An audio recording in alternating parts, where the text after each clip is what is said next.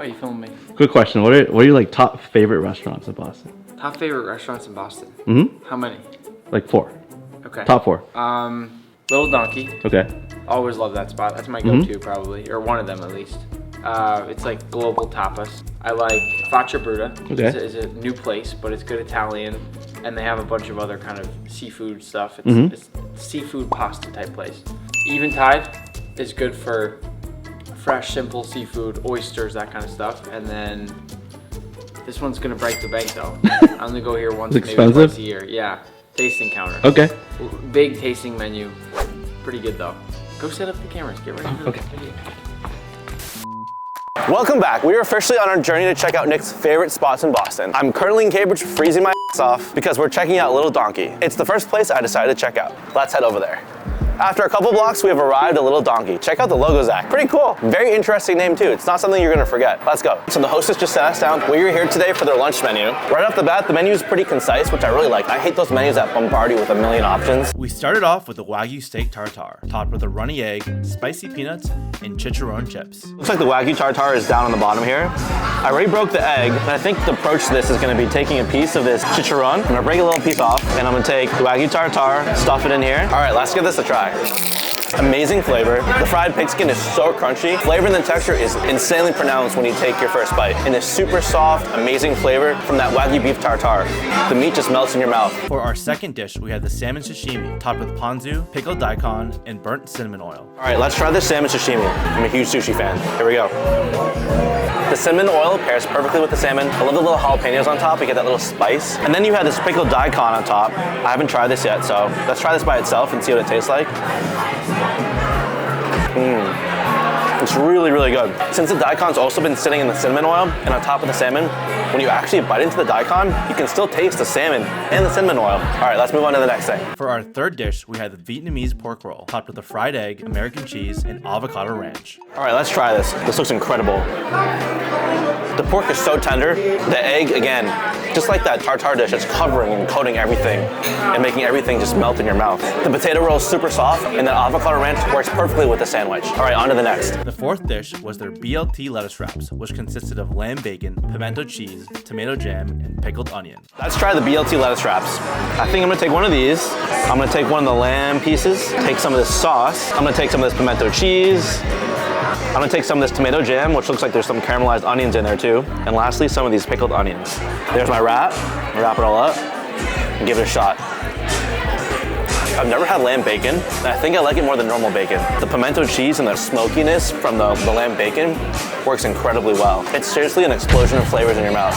For our fifth dish, we had the burrata toast, topped with golden beets, kale, and sesame. Let's try the toast before it gets soggy. I don't want it to sit too long. Hands down, that is the most intense flavor out of anything I've tried so far. The truffle flavor is way stronger than I thought it would be.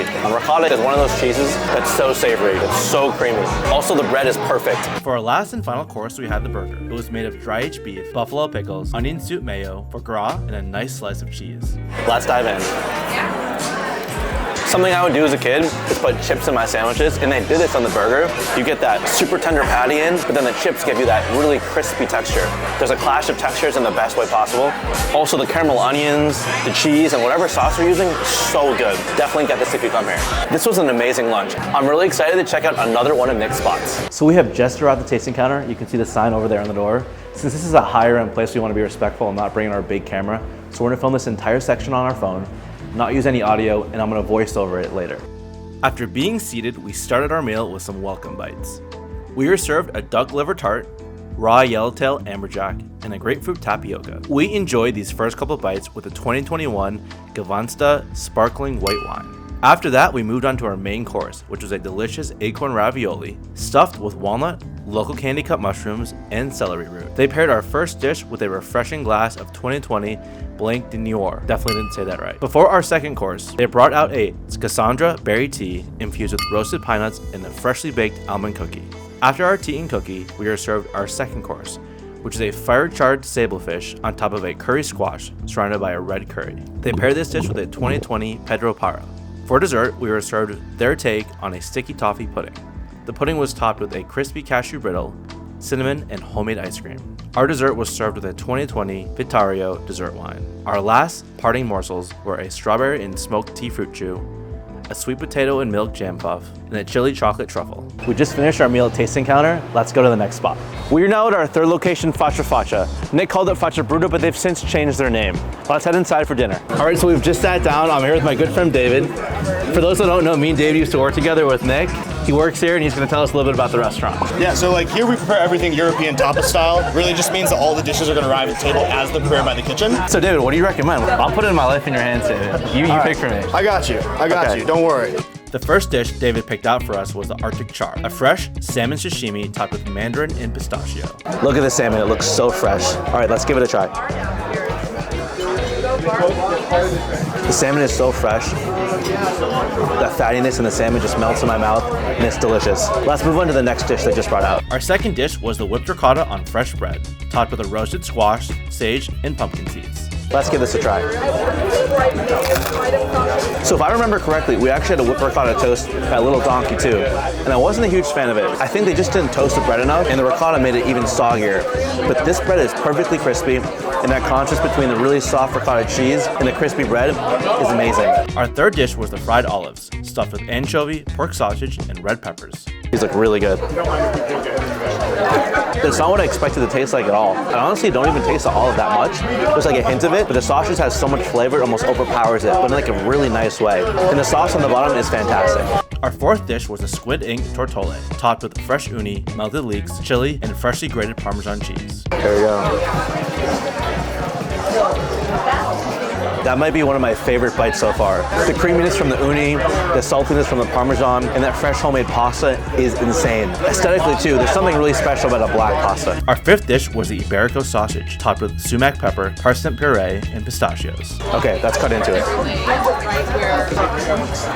I'm not gonna lie, that might be some of the best sausage I've ever had. The sausage is incredibly tender and it's packed with flavor. The sauce that's sitting on, I'm not quite sure what it is, but it goes very well with it. The texture, the flavor, it's perfect. You have to try this if you come here. Our sixth dish was the grilled Situate lobster, sitting in a chili bath with a side of fresh clams.